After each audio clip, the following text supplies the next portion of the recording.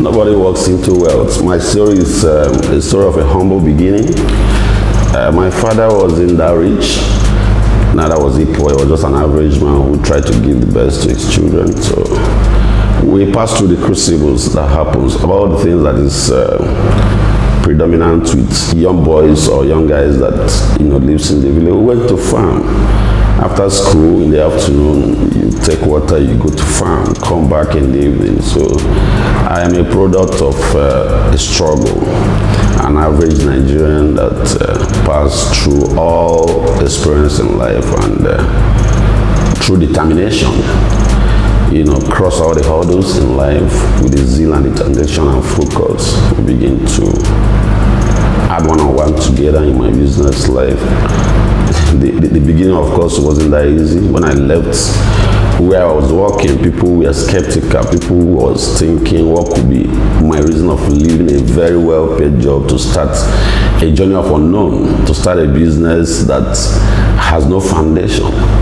But because I have that belief in me that I could pull through, and hoping also on God,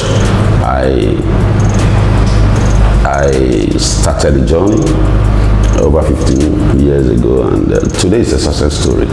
Even though we have not arrived where we are meant to be, but certainly we are not where we used to be. It's work in progress. So I'm not just a product of affluence. I wasn't born into affluence. I was born into an average home where I also experienced lack and hunger sometimes. But I also know that I have the passion that I can succeed. And that has been my motivation, that has been my driving force, the passion to succeed, the passion to affect lives positively. And you cannot affect life positively in lack. So that have always been. So any day I wake up and I'm struggling and I'm asking God to help and I'm moving into my business directions and trying to expand what is behind my mind. I don't want to be remembered with the billions that I left in my account. I don't want to be remembered about the assets I left for my children. Yes, it can come, but I want to be remembered by the lives that I have touched while I am alive. And that has been my motivation, that has been my driving force. And I can say with all sense of modesty that I'm living true to that vision and that drive, that mission that I have to affect life positively. I'm living through it, and by the grace of God, I will do more as God grants me the enablement and resources. Philanthropy, people keep saying you cannot give what you don't have. That is the truth, and sometimes if it's not in your nature, it's not in your nature. There are people who are billionaires and they find it difficult to give. But I can trace it to my father. Growing up in the village, with my parents, I could see my father wasn't that rich, like I stated earlier. But sometimes my father go to borrow. People see him as somebody that has it much in the village, and sometimes they come and ask him for money, to lend them money. He doesn't want to say no to them, because saying no may be a very big disappointment to that person.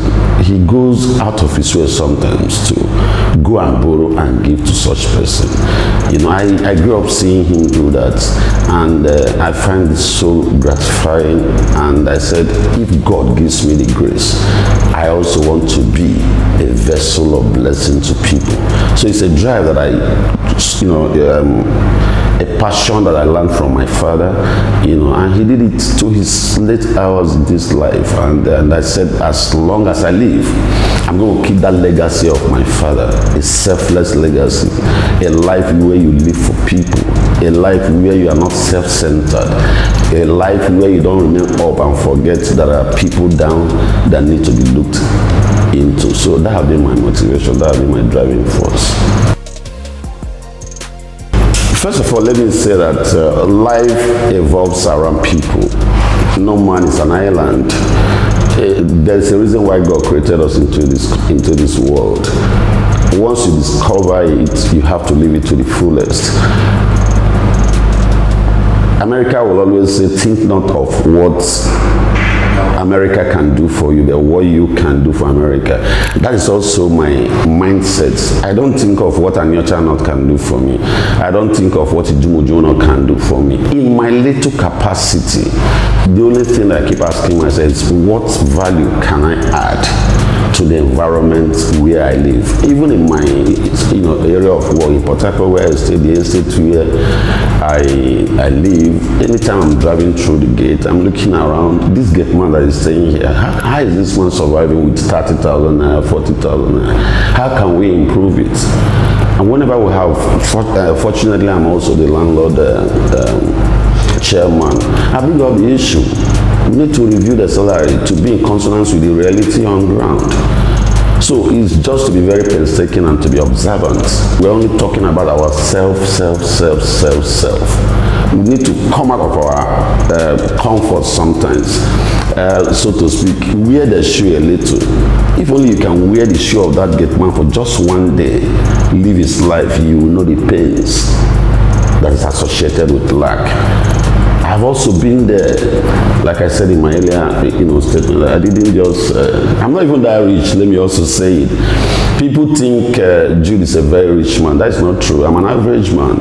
The reason why they're assessing me or they're thinking I am rich is because I cannot withhold. It's better that I have little and help more than to have much and help less. So those are the driving force. Those are the things that becomes my push in this life. Also in my community. In my town, I've been the president of my town's association in Port Harcourt for the past 8 years. They see a leadership of selflessness. They see a leadership of accessibility. They see a leadership of transparency also. At any point in time that we close work, I'm asking people, who amongst you does not have a job?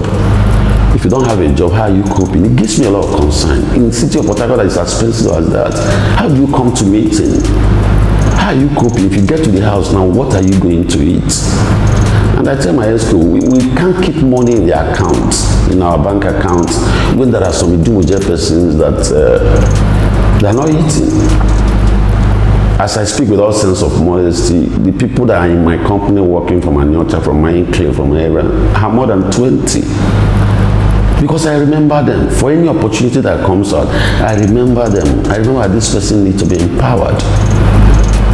So I bring them on board. People say, be very careful. If you want your company to grow, don't bring people from your side because they know you, they're the first to backstab you. But I don't believe in it. Some have been working with me for 8 years, and every day we see the growth. Every day we see the grace of God upon the company. I need to pay. I need to, contribute my quota. And their lives are being improved through, the opportunity given to them. Because I was also given opportunity. When I finished school, it was also somebody from our area also that offered me a job. If he didn't offer me that job, possibly I wouldn't have been where I am today. So if I can receive freely from people, why wouldn't I also give freely to others? So that is the principles of life. We live for each other, and that is how it's supposed to be. I've been in ANIOCHA North. I was born in ANIOCHA North. My first and second education, primary and secondary, was done in that local government. So I know them. I have the history. I know what they want. They're hardworking people. They're not lazy people at all. Just give them the enabling environment.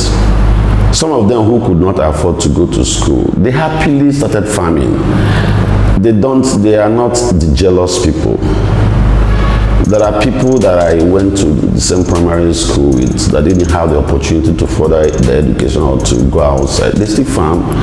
And when they see you driving down to the village, you could see the happiness in them. That's the life of an average ANIOCHA person. They're happy people. So they're not expecting much from us.